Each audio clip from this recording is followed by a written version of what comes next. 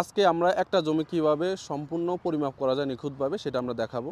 আমরা আসছি যে জমিটা কিভাবে পরিমাপ করে, এই জন্য আমাদের দরকার একটা ফিতা। আমরা ফিতা নিছি, আর একটা জমি যখন পরিমাপ করব তার একটা বাউন্ডারি নির্ধারণ করে নিতে হবে। আমাদের বাউন্ডারিটা হচ্ছে এই যে গাছটা, আর এখানে আছে আমাদের এই ফিলারটা, আর এখানে আছে আমাদের এই গাছটা, আর এখানে আছে আমাদের এখানে চিহ্নটা। আচ্ছা, তোমরা দুজন চলে যাও, যে সীমানায় চলে যাও। হ্যাঁ, ওই সীমানায় ধরো। আর এখানে আমাদের স্কেচটা করা আছে আমাদের জমিটার। এই যে এখানে কোন পশ্চিম, পূর্ব, উত্তর, দক্ষিণ দেওয়া আছে। আমরা হ্যাঁ, কত ফিট পশ্চিম বাহুটা আমরা ধরতেছি, দেখেন। সেই ক্ষেত্রে এটা হচ্ছে আমাদের পশ্চিম পাশ। আমরা পশ্চিম পাশে যদি সীমানা ধরি তাহলে আমরা এই জায়গায় 81 ফিট হচ্ছে। 81 ফিট, 81 ফিট। হ্যাঁ, ইমরান, পশ্চিম পাশটা আমরা 81 ফিট লিখবো। 81 ফিট লেখো। নাইম, চলে আসো। 81 ফিট। এখন আমাদের হ্যাঁ উত্তর সাইডটা দেখি। এই যে তাড়াতাড়ি যাও সীমানা। আমরা আমাদের উত্তর পাশ যদি পরিমাপ করি সেই ক্ষেত্রে আমরা উত্তর পাশে দেখতে পাচ্ছি বাউন্ডারিতে আমাদের হচ্ছে 52 ফিট 3 ইঞ্চি। হ্যাঁ, আমরা সবসময় ফিলারে, যে কোনো সীমানা ফিলারে মাঝখানে ধরার চেষ্টা করব। বরাবর ধরব 52 ফিট 3 ইঞ্চি। আমাদের উত্তর সাইডটা 52 ফিট 3 ইঞ্চি। আমরা এখন আমাদের পূর্ব পাশে চলে যাব। পূর্ব পাশে 52 ফিট 3 ইঞ্চি দেখো, উত্তর পাশ। সেই সীমানাকে আমরা এখন মাপবো। সব সময় আমরা পিলার বা সীমানার মাঝ বরাবর ধরার চেষ্টা করব। সেক্ষেত্রে আমাদের যে হিসাবটা 52 ফিট 3 ইঞ্চি। এটা আমাদের পূর্ব সাইডটা কত আসে? আমাদের পূর্ব পাশে আছে 59 ফিট। কত? 59 ফিট। 59 ফিট, ঠিক আছে। পূর্ব সাইডটা 59 ফিট লেখো। 59 ফিট। আমাদের দক্ষিণ সাইড, এবার দক্ষিণ সাইডটা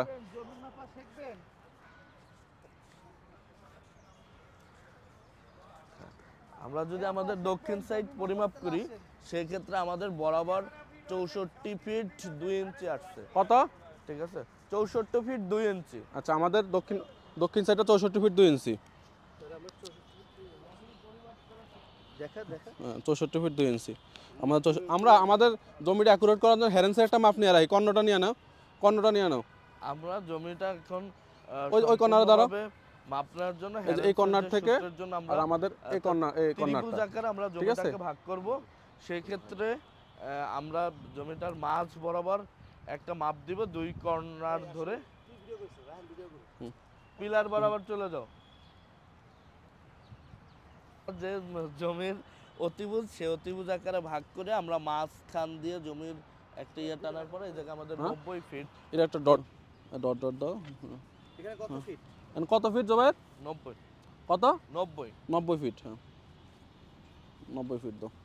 এখন আমাদের জমি পরিমাপের আমাদের যে মানগুলো দরকার, 4টা বাহুর মান কিন্তু আমরা পেয়ে গেছি। ঠিক আছে, 4টা মান যেহেতু পেয়ে গেছি, এখন আমাদের হিসাব করতে হবে। হ্যাঁ, এখন আমরা দেখো এই যে এর দূরে যদি আমরা দৈর্ঘ্য ধরি, ওই যে উত্তর দক্ষিণে, আর পূর্ব পশ্চিম যদি আমরা প্রস্থ ধরি, তাহলে আমরা লেখো যে গড় দৈর্ঘ্য লেখো, গড় প্রস্থ লেখো। তাহলে আমরা গড় দৈর্ঘ্যটা দেখবো। তাহলে গড় দৈর্ঘ্য হচ্ছে কি 68 ফিট, না 64 ফিট 2 ইঞ্চি। যোগ করো 64 ফিট 2 ইঞ্চি হচ্ছে 17। 64 ফিট 17 যোগ 52 ফিট 25, 52.25, দুটা যোগ করলে 116, দুটা যোগ করলে 116.42, ভাগ দিব 2, তাহলে ভাগ 2 দাও নিচে 58.21, 58.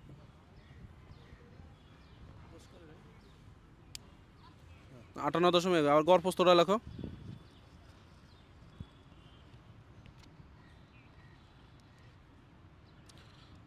একাশি যোগ 59, যোগ করো 81 যোগ 59, 140 হয়। যোগ করো 140 ভাগ 2, তো আসে 70। আমরা এই যে আয়তাকার ক্ষেত্রফলের সূত্র, আমাদের বর্গফুট বাড়ি করার জন্য আমাদের দৈর্ঘ্য গুণ প্রস্থ, আমাদের ক্ষেত্রফলের সূত্রটা লেখো। ক্ষেত্রফল, জমির ক্ষেত্রফল দৈর্ঘ্য গুণ প্রস্থ। দৈর্ঘ্য হচ্ছে কত? 58 ফিট 58.21, 58.21 ইন্টু 70, 58.21 ইন্টু 70 লেখো 4074.7। এটা হচ্ছে আমাদের বর্গফুট।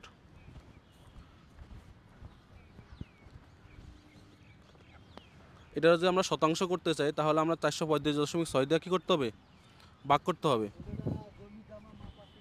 435.6 তো 9 দশমিক কত আসে, 435 ভাগ ধরো, এটা 4074.7, এটা হচ্ছে বর্গফুট। আমরা যদি শতাংশ করতে চাই তাহলে 435.6 দিয়ে ভাগ করতে হবে, তাহলে কত আসে, তাহলে 9.35 শতাংশ। তাহলে আমরা কি দেখলাম, একটা জমির 4-5টা আমরা উঠাই নিলাম, উঠাই নিয়ে আমরা এটা গড় সূত্র যেটা বলে আর কি, গড়ভাবে আমরা জমির শতাংশটা বের করছি। এখন এটাতে কিন্তু শতভাগ অ্যাকুরেন্সি আসে না। এক্ষেত্রে আমরা সবসময় চেষ্টা করব হ্যারেন্সের যে সূত্রটা আছে, এটা শতভাগ সূত্র, হ্যারেন্সের সূত্রটা প্রয়োগ করলে আমাদের শতভাগ জমির পরিমাণটা আসে। এক্ষেত্রে আমরা কি করব, জমির যে মাঝখানে দেখেন এই যে 90 ফুট কর্ণটা নিছি, এটা যদি আমরা এখন হ্যারেন্সের সূত্র প্রয়োগ করি তাহলে কিন্তু অ্যাকুরেট সূত্র চলে আসবে। ঠিক আছে, আপনারা কিন্তু এইভাবে সহজে একটা জমি পরিমাপ করতে পারবেন। ধন্যবাদ।